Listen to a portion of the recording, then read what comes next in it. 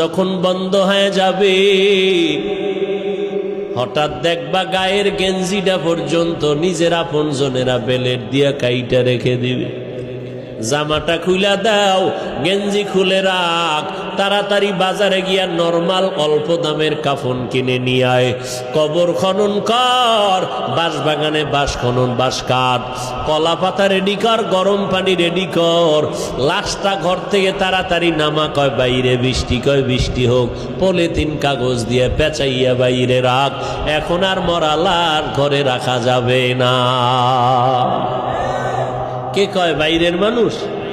নিজের আপন জনে রাখা। নামা ঘর থেকে লাশ নামাও।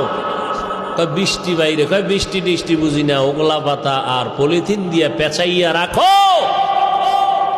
ইমাম সাহেবরে খবর দাও জানাজার জন্য।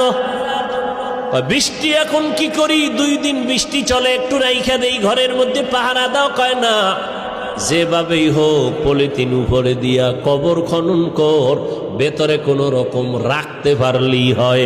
দোয়া দায়ী লাগবে না, চাপা মাটি দিয়া চইলা আয়। এখন আর এই মরা লাশের পাহারা দিতে পারবো না।